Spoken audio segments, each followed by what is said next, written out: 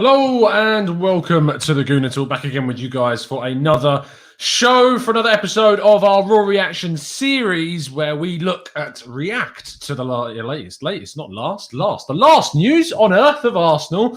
One day, maybe. But the latest Arsenal news, of course, and matches, transfer reactions, everything, and get your thoughts, most importantly, in our chat box too. So without further ado, let's kick on with what is some interesting and worrying news.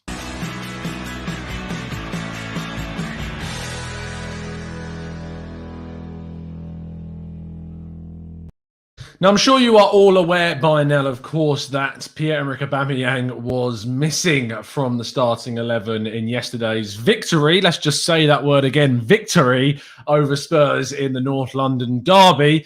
And this was down to, as Mikel Arteta put it, as disciplinary reasons. Now, since that point, of course, we found out that it was because he was late to turning up for the meeting point of the game at the Emirates. Because of the situation, the pandemic, players need to make their own way to the ground of the home games because of all the restrictions and everything else, and trying to make things as friendly as possible. For away trips, it's obviously different. But for the home trips, they have to make their own way. And Aubameyang, for not the first time since arriving at the club, was late for the meeting point, which I am not sure in this sense. I don't know if he was late to meet up this season specifically, or this has been something throughout his career. That has not yet been made clear. But what has been made clear is that this is not a first offence scenario. And Arteta effectively took it as, no, this is the final straw. This is the last time I'm going to stand for this. I'm going to do something about it and set a precedent for it. And he did that by, of course, omitting him from the starting 11, of which he was most likely expected to start the game. He didn't even come on as a substitute partway through the game. Now, more information has since surfaced, and information that's kind of trickled through down my ends is that how late he was a significant enough period for Arteta to take that into account, more than just the fact that he had done it more than once, and on, of course, it being the day of the North London derby. The reasoning behind him being late is quite a simple one. It was because of London traffic, which for a lot of people I know, and you listening may have experienced this, can be pretty horrific, whether you're taking public transport or even in the roads itself. London can be an exceptionally difficult place to get around. But the problem is with this is that there is not really too much sympathy for someone that knows that they've got to be at the place at a certain time, that can check the traffic updates, and that was the only one in the squad who did turn up late to the game. That is the issue with this, is that there are other players that are able to get to the ground that probably live further away to the ground than Aubameyang does, who has an exceptionally fast car, we should add. I know doesn't affect things in any way because of speed limits, but the fact that you're driving around London in a very bright Ferrari means you can't really get away with too much. So much so that, of course, good friend of the show, Gunner Blog, James McNicholas of Arsblog, even spotted Aubameyang driving to the ground. Now, the point of this show is, of course, to talk about the information, get my thoughts and feelings on Arteta's decision to drop him, and, of course, get your thoughts in the chat box, and we'll have a little bit of a discussion and debate around this topic too. Before we kick things off, though, JD Davidson, thank you ever so much for joining up as a member. Absolute legend. You've joined the TGT gang. You can get involved with our Discord server, and I'll make sure to post a new link in the community tab of the YouTube homepage straight after today's show. So let's talk about what we've got now going forwards with this. And the first kind of point, and what I want you to tell me, is I want you to talk about how you feel Arteta has handled this situation. Because Arteta has been criticised for his lack of handling, or his the lack of consistency, I suppose, of some other incidents within the Arsenal squad.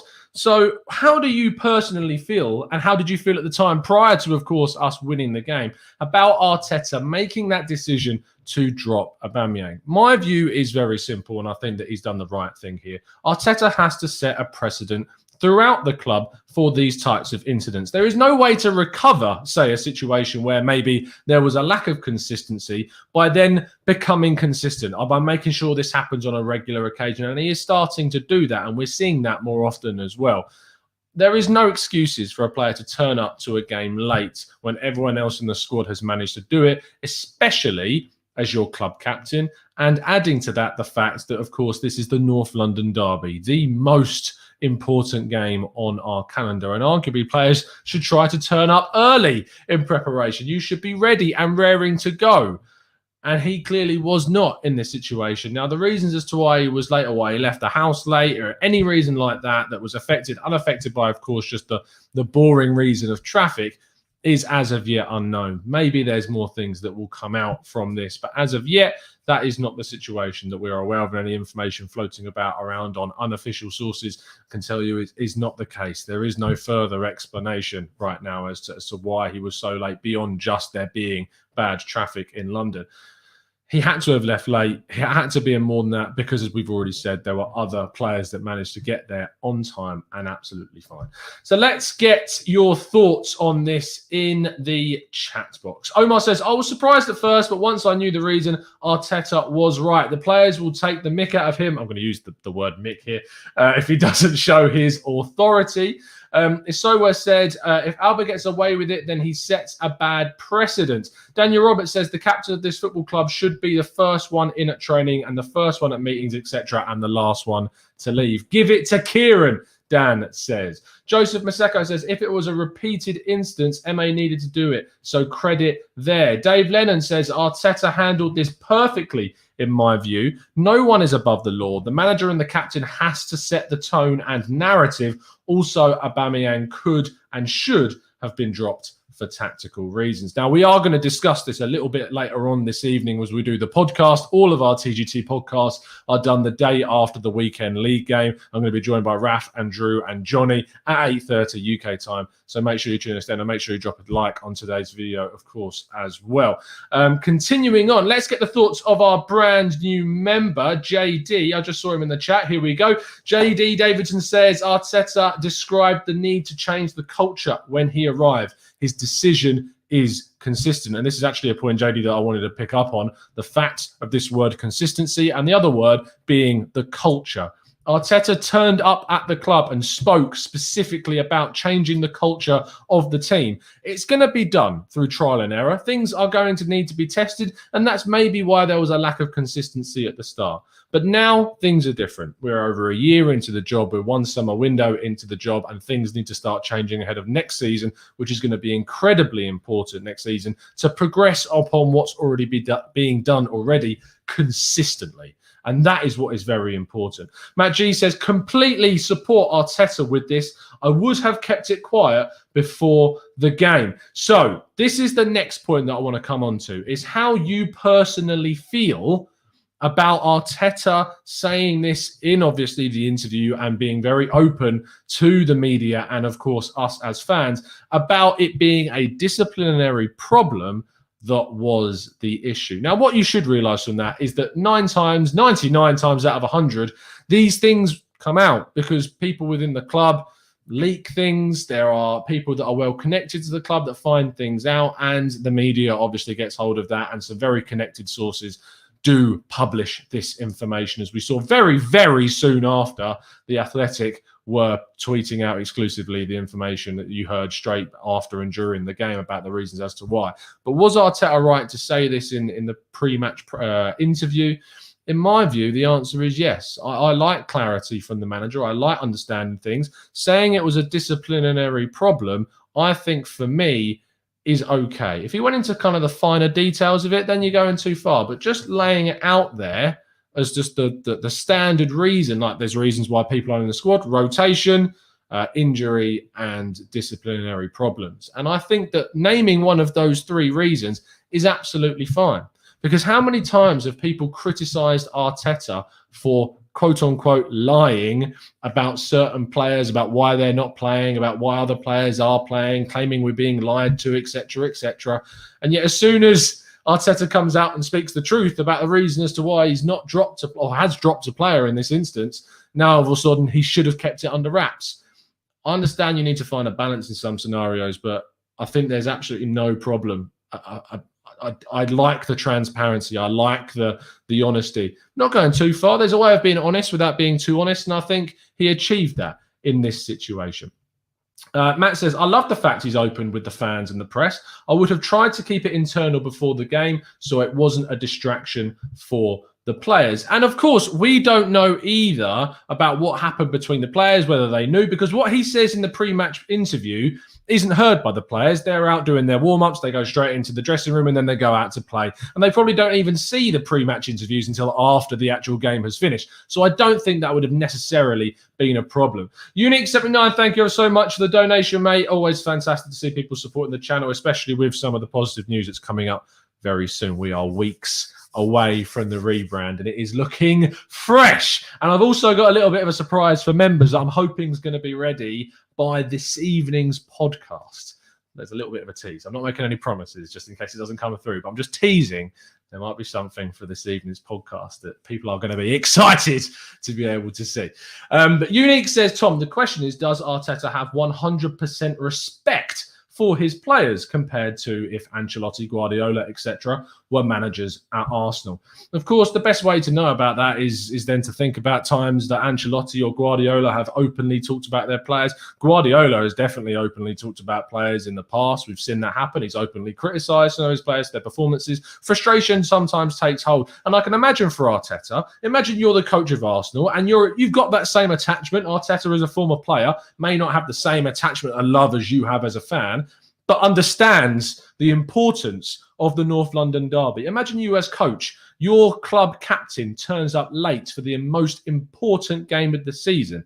I think that respect is a two-way street, and it was incredibly disrespectful in my view for Aubameyang to turn up late in this moment. Now, this isn't for me. I don't want this to come across as like me sitting here and bashing Aubameyang. It's not about that. It's about being level-headed and being critical of the right moments. I feel it was disrespectful and it undermined the manager's position as club captain to do that. I hope that Aubameyang learns from this, turns things around, gets back into the team and starts absolutely smashing it. I don't want him sacked. I don't want him sold.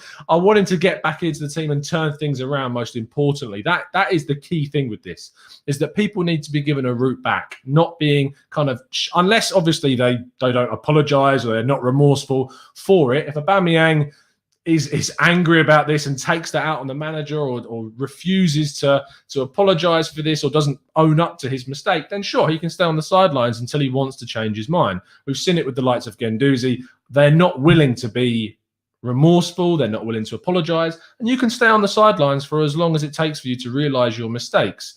And I think the same thing goes for Aubameyang here. I don't think that'll be the same case as Guendouzi. I'm sure, as we've seen with the likes of Willian and we've seen with Granit Xhaka, those players behind the scenes have apologised for their wrongdoings and they've been integrated back into the team relatively quickly. If Aubameyang does the same, I'm sure it will be the same case over again.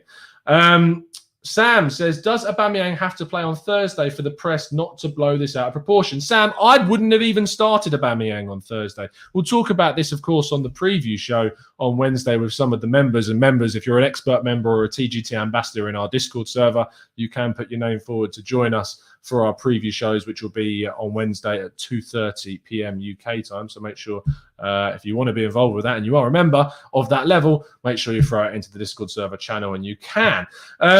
But I'm not sure if, Sam, I'm not sure if it'll be a case of the press blowing out of proportion. I'm not sure if that will really come into the thought of Thursday. If he doesn't play against maybe West Ham, there's more to question, but Lacazette had a decent performance besides, obviously, the mistakes that he made. But obviously, in terms of the mistakes, the chances that he missed, I thought he linked up play really well. I thought he dropped in deep. I thought he really got his passing up to the right standard. It was just his finishing in the game that let him down, but obviously taking the penalty does recoup a lot of that downfall. So whether he even starts against West Ham next weekend in the Premier League, but I would personally be starting Lacazette again on Thursday against Olympiacos. I want to see Martinelli being given minutes, but as I say, we'll talk about that a lot more on Wednesday. Yo-Yo says, lateness is a sign of disrespect, but there wasn't a need to make a public show of this. The teammates' opinion matters most, not the fans or the media.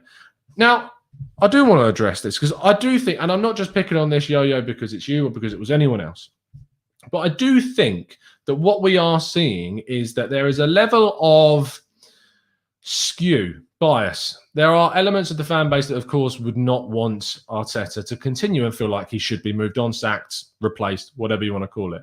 And I feel that portion of the fan base has very much taken this route as another stick to beat Arteta with. And I genuinely believe this. I see it as a way that they've seen it to go, he should have kept it private. It's disrespectful to Aubameyang to make it public. No, I'm sorry, but I don't buy that route. And I think there is a genuine amount of bias to go down that route of criticising Arteta for this decision, which in my view is a good thing. It's the changing the culture of the club, and it's being open and transparent with the fans that is taking place, and that is what we're trying to achieve. Dan Roberts says, I think making it public was a good thing. I like the fact I know my manager is ruthless, and that he is the boss. Ami says, what do we think about Odegaard permanent transfer rumours? We're going to talk about that on another show, Ami, so make sure you tune in for that when we do discuss it. Mr. Joe Kerr says, Arteta is the manager and this is his Arsenal now. All young managers need to deal with players overflexing their boundaries, I think you meant to say there. Glenn says, apparently the players supported his decision to bench Aubameyang, as was reported by The Athletic. Indeed, they did, which was really good to see. Steve Stone says, Arteta has drawn a line under it and said so publicly. He also stated he had plans for him on Thursday. Interesting to hear, and thank you so much, Steve, for bringing that forward. So if he has plans for him on Thursday, great. Get him back into the team, get him playing. That's fine by me, as long as he deserves to come back in. P. Trim says, Tom, as far as the manager is concerned, it's done. So Thursday, he starts. Akene says, Tom, most Arteta haters have said he is showing favouritism. Don't you think he is used to this, who used this to prove them wrong and made a statement? I don't think it's a case of Kene of, that old analogy of when there's a new boss, fire someone to make them, you know the analogy by now. Hire someone just to fire them was the old trick. I don't think it's a case of him being made an example, because there's been plenty of players already, like Guendouzi, arguably Saliba as well, that have been made examples in a way and have been told that if you're not willing to follow the route and the direction of the principles of this manager, you're not going to play and you need to work your way back into the team in the right way. So I don't think it's a case of being made an example. I think personally that he's crossed the line. He's broken the whatever outlines and guidelines Arteta's put out there, and he's just moved on from it in that way. Finally, to finish off the show, I want to get your thoughts and comments in regards to how you personally would look at Aubameyang being integrated back into the team. Would you play him on Thursday? Would you integrate him slowly? Or do you think this is something that needs to maybe rumble on for a couple of weeks, make him realise he can't do this, and then bring him back in a couple of weeks' time after he's learned his lesson? That's what I want to know from you guys in the chat. We'll read through a couple more comments and then we'll wrap things up ahead of this evening's podcast at 8:30 p.m. I'll be joined by Drew, Raf, and Johnny. 8:30 p.m. UK time, so that is in just over 3 hours' time. Make sure you tune in. There's lots of Arsenal content for you this evening. As always, same old Arsenal at 7 o'clock, Highbury Squad at 8 o'clock, ourselves at 8:30, and the Gooners pods maybe at 10. It usually is on a Monday. If it's not, Mike's being lazy, and you can go out and tell him he's being lazy. But that should be the case, as it usually is. Matt Alexander says, love what Arteta did. Think he will gain more respect from the whole situation. Dave says, I think Aubameyang is benched for Thursday. Dan Roberts says, I would play him against West Ham. John says that he should start on Thursday. Doug says, more concerned about Saka's injury than this whole situation. We haven't heard too much about that yet, so fingers crossed he is okay. But he is our only injury in the squad right now, which is a positive thing in itself. Archie says, starting Thursday to prove it's done, like Arteta said. We do not want this dragging on. He is our best player and captain. Yo-Yo says, I didn't feel it's disrespectful by Arteta. I just feel like you can keep things in-house. Ozil was miraculously injured for the last home derby win, despite having been fit, allegedly. Sam Chester says, no, play him on Thursday, whether that be to start him or give him 30 minutes. The only sure way to put it behind everyone and move on. Vinny says, play him Thursday. He's been punished and made an example of, so move on. Hopefully it gives him a kick up the arse. But you've been very scientifically specific. Fair enough, mate. Fair enough. And finally, our brand new member, JD Davidson, says, play him when he's convinced the manager. Should be case by case, depending on the player and their attitude. Fair enough. Fair enough. So that concludes today's show. As I said, we're going to be back in 3 hours' time. I'll be joined by three of our fantastic regulars, Raf, Drew, and Johnny, to discuss this and, of course, more fallout from the North London derby. Look ahead to what this means for the context of the season. And final thing as well, just half an hour ago, I released a new article talking about 5 possible Partey partners Arsenal could look to sign in the summer. There's some interesting names in there. It's the pinned tweet on @TheGoonerTalk TV. Make sure you go and follow us on Twitter, and myself at Tom Canton Media. As I say, I'll be back at 8:30. Drop a like on the video. I'll see you again very, very soon. It's been a pleasure to speak to you as always. And as always, up the Arsenal.